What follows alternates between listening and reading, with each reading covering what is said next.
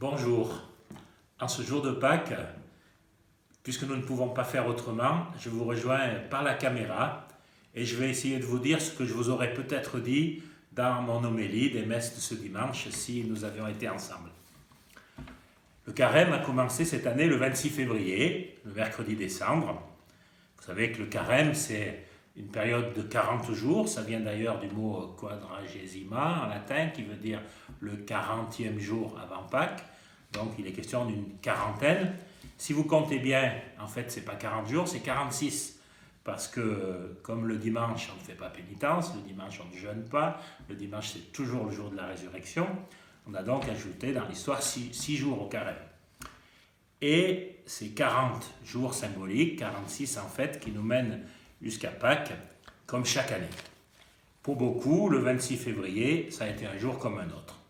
Ce carême a commencé sans que beaucoup s'en aperçoivent. La plupart, ça leur faisait une belle jambe et ils n'étaient même pas au courant.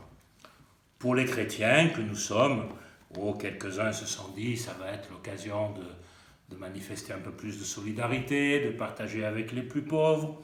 On ne mangera pas de viande le vendredi, on va se priver un peu de friandises, de tabac, d'alcool, d'écran, de superflu, voilà, si on y pense. Et puis tout d'un coup, un autre carême a commencé.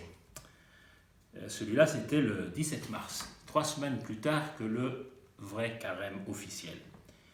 Et là, il a fallu que tout le monde y passe. On ne nous a pas demandé notre avis, et ce n'est pas seulement du superflu dont on nous a demandé de nous passer, mais de choses importantes. Ça a commencé par l'école. Alors là, les enfants ont été contents, parce que comme sacrifice, ne pas aller à l'école, c'est plutôt sympa.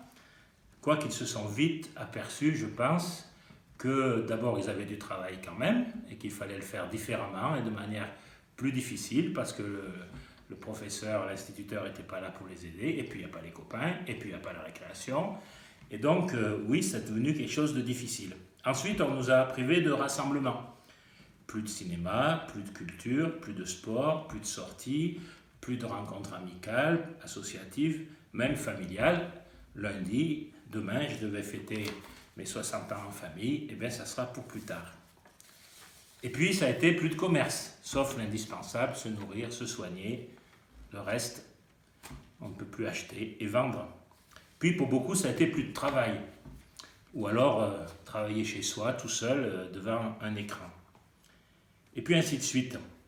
On nous a demandé de nous passer de pans entiers de notre vie quotidienne qui remplissent nos journées d'habitude et qui, tout d'un coup, se sont écroulés. Et, retrouvant ainsi une des dimensions du carême, ça nous a fait rejoindre ceux pour qui c'est toujours carême.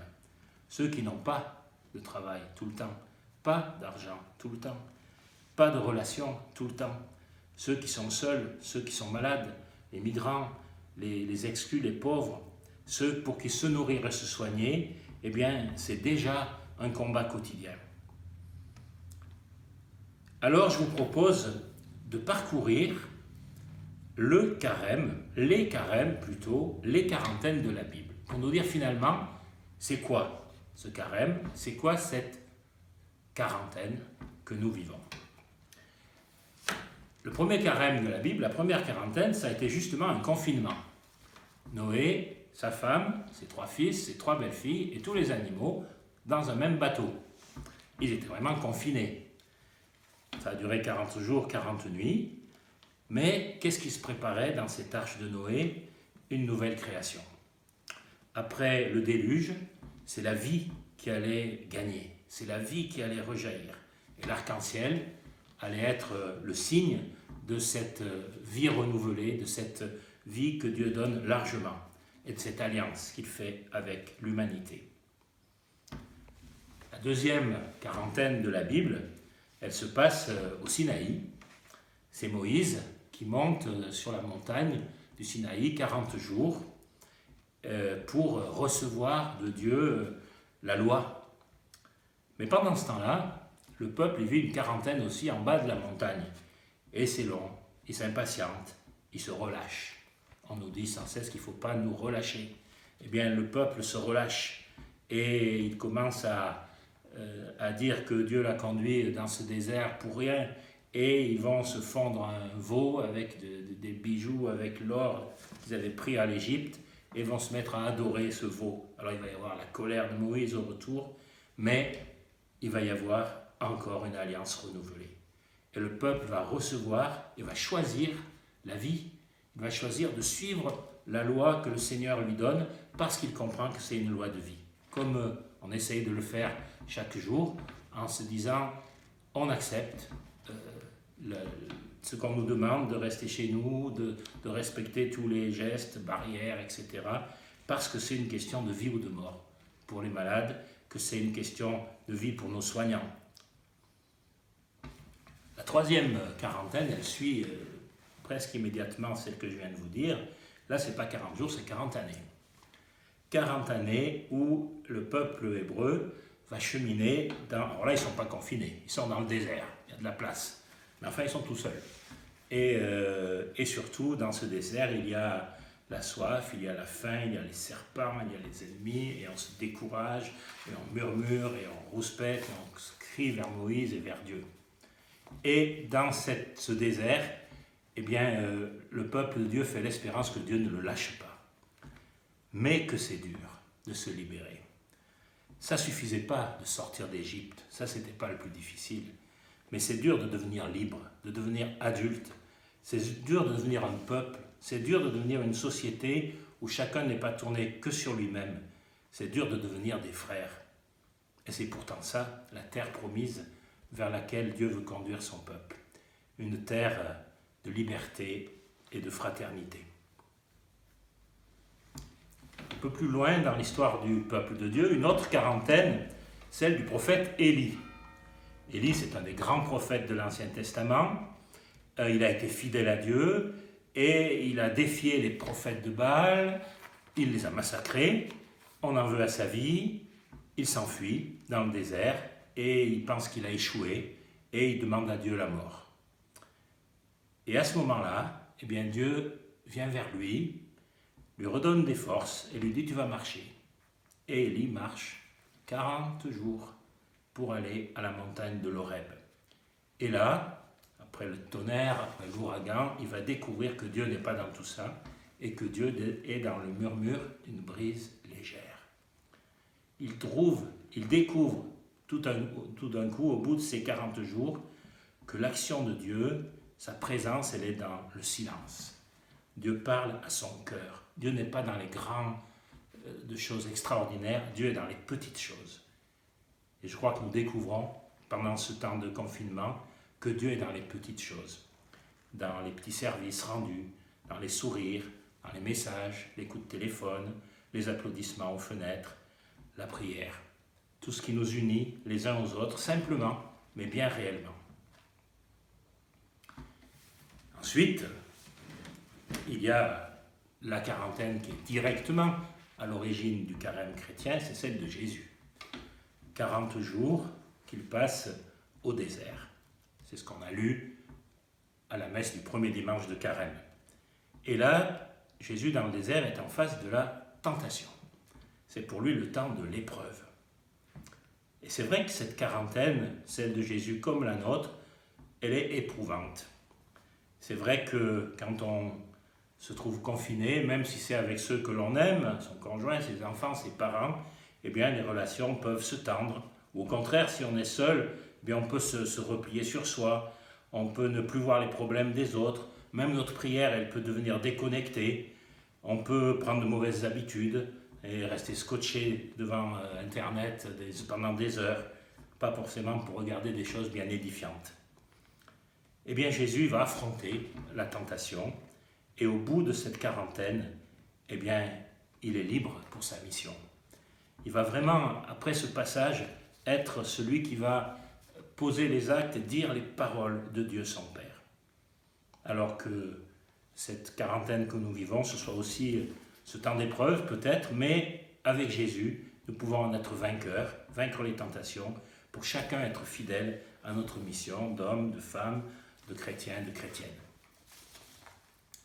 Il y a une autre quarantaine à laquelle on pense moins souvent, dans laquelle on rentre aujourd'hui. C'est celle qui va de Pâques à l'Ascension.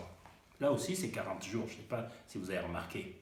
40 jours où Jésus ressuscité va apprendre à ses apôtres une nouvelle manière de vivre avec lui, sans sa présence physique, mais habité par sa présence qui se manifestera dans l'Esprit Saint, bien sûr, à la Pentecôte.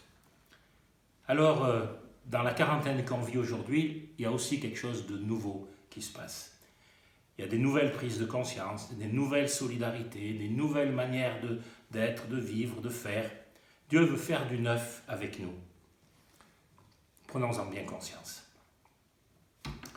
Alors, pour terminer, je vous avoue, je n'ai aucun contact avec le gouvernement et je ne suis pas devin, je ne suis pas Madame Soleil, mais j'ai fait un petit calcul. La quarantaine qui a commencé le 17 mars, si elle dure 40 jours, elle va se terminer le 25 avril. Si on rajoute les 6 jours de plus comme le carême habituel, ça nous mène au 1er mai. Je n'ai aucune idée combien ça va durer. De plus en plus, on nous dit que ça va durer plus qu'au 15 avril. Il se peut que ça dure plus aussi, c'est pas impossible. Mais ça serait quand même un sacré clin d'œil si fin avril ou début mai, on sortait, probablement progressivement, sans doute, de cette quarantaine. Parce que ce chiffre 40, c'est pas un chiffre magique. Les chiffres dans la Bible, c'est pas des chiffres magiques. Ils ont toujours un rapport avec le monde, avec la création, avec l'observation. Il y a une autre quarantaine à laquelle on ne pense pas souvent. 40 semaines. 40 semaines, c'est 9 mois. C'est-à-dire, c'est le temps d'une gestation. C'est le temps où le petit homme est confiné dans le ventre de sa maman pour prendre toutes les forces dont il a besoin pour se séparer d'elle au moment voulu et naître. Eh bien, toutes les quarantaines que je vous ai dites, comme cette quarantaine physiologique, eh bien, elles vont vers la vie. Alors, je ne sais pas si elle va durer 40 jours, plus ou moins, et peu importe, qu'elle soit le plus courte possible, surtout pour ceux qui ont besoin de travailler et dont le gagne-pain est en danger, pour ceux qui sont seuls et qui ne peuvent pas voir leur famille, en particulier les personnes âgées, pour ceux qui meurent seuls sans que quelqu'un qu'ils aiment auprès d'eux puisse leur tenir la main et être là. Oui, que ce soit le plus court possible. Mais à la fin, peu importe ce que ça va durer, ne perdons pas ce temps. Ce temps, il nous est aussi donné, il nous est offert pour faire grandir la vie en nous. Pour qu'au bout de ce carême imposé, eh bien, ce soit une vraie Pâque. C'est-à-dire que la vie éclate en nous, avec nous et par nous. Grâce à Dieu, grâce à cette vie de Jésus qui est plus forte que la mort. Merci.